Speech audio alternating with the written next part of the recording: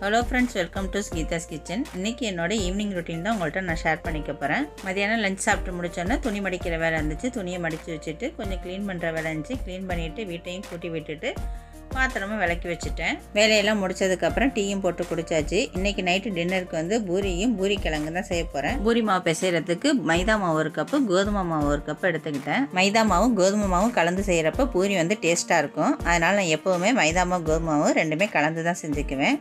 பூரி மாவு பிசையும் போது ஒரு ஸ்பூன் ஜீனி, தேவையான அளவு உப்பு சேர்த்துக்கோங்க. பூரி மாவு பிசையும் போது நார்மல் சமைக்கிற ஆயில் சூடு பண்ணி ஊற்றிக்கிட்டிங்கன்னா பூரி சாஃப்டாக இருக்கும். எண்ணெய் ஊற்றி பிசைகிறப்ப மாவு சாஃப்டாக இருக்கும். நல்லா பிசைனதுக்கப்புறம் தட்டை போட்டு மூடி வச்சுருங்க.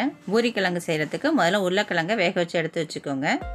கடாயில் 3 ஸ்பூன் ஆயில் சேர்த்துக்கிட்டு 1 ஸ்பூன் கடுகு, 2 ஸ்பூன் கடலப்பருப்பு சேர்த்துக்கோங்க. கடலப்பருப்பும் கடுகும் நல்லா பொரிஞ்சதுக்கப்புறம் நறுக்கி வச்சு வெங்காயத்தை சேர்த்துக்கலாம். நான் 3 பெரிய சைஸ் வெங்காயம் கட் பண்ணி சேர்த்துருக்கேன். வெங்காயம் லைட்டாக வதங்கினதுக்கப்புறம் தக்காளியை சேர்த்துக்கலாம். 2 தக்காளி கட் பண்ணி சேர்த்துக்கோங்க. ஒரு 6-7 பச்சை மிளகாய் சேர்த்துக்கோங்க. 2 கேரட்டு நைஸாக பொடியாக கட் பண்ணி சேர்த்துக்கோங்க. கேரட்டும் தக்காளியும் சேர்த்ததுக்கப்புறம் தேவையான அளவு உப்பு சேர்த்துக்கோங்க. அப்புறம் ஒரு கொத்து கருவேப்பிலை சேர்த்து வதக்கிக்கோங்க. பூரி கிழங்கு செய்கிறதுக்கு வெங்காயம் தக்காளி நல்லா வதங்க வேண்டாம், லைட்டாக வதங்கினா போதும். கருவேப்பிலை சேர்த்ததுக்கப்புறம் கொஞ்சமாக மஞ்சள்தூள் சேர்த்து வதக்கிக்கோங்க. மஞ்சள்தூள் சேர்த்து நல்லா கிளறி விட்டதுக்கப்புறம் கொஞ்சமாக தண்ணி சேர்த்துக்கோங்க. எந்த அளவுக்கு கிழங்கு தேவையோ அந்த அளவுக்கு தண்ணி சேர்த்துக்கோங்க. தண்ணி சேர்த்து நல்லா கொதி வரட்டும். அதுக்குள்ளே நம்ம வேக வச்ச உருளைக்கிழங்கு தோல் உரித்து நல்லா மசிச்சு வச்சுக்கோங்க. நல்லா கொதி வெங்காயம்லாம் வெந்ததுக்கப்புறம் நான் வேக வச்ச உருளைக்கிழங்கு நல்லா மசிச்சு சேர்த்துக்கோங்க. உருளைக்கிழங்கு சேர்த்து நல்லா கொதி வந்ததுக்கப்புறம் 2 ஸ்பூன் கடல மாவு கரைச்சி சேர்த்துக்கலாம். கடல மாவு தண்ணியாக கரைச்சிக்கோங்க, திக்காக கரைக்காதீங்க. திக்காக கரைச்சிங்கன்னா கெட்டியாக போயிடும். அதனால் தண்ணியாக கரைச்சி சேர்த்துக்கோங்க. கடல மாவு சேர்த்ததுக்கப்புறம் பூரி கிழங்கு நல்லா கொதி வரணும். அப்போ தான் பச்சை வாசனை இல்லாமல் பூரி கிழங்கு டேஸ்ட்டாக இருக்கும்.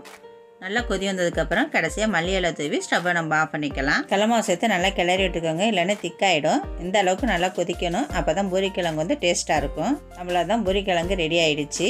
பூரி மாவு தேய்க்கிறப்ப அரிசி மாவு வச்சு தேய்ச்சிங்கன்னா ஒன்றோட ஒன்றும் ஒட்டாமல் இருக்கும். நம்ம வரிசையை அடுக்கி வச்சுக்கலாம். பூரி தேய்க்கும் போது ரொம்ப மொத்தமாகவும் தேய்க்காதீங்க. மொத்தமாக தேய்ச்சிங்கன்னா நம்ம பூரி பொரிச்சு வச்சோம்னா அமுங்கி போயிடும்.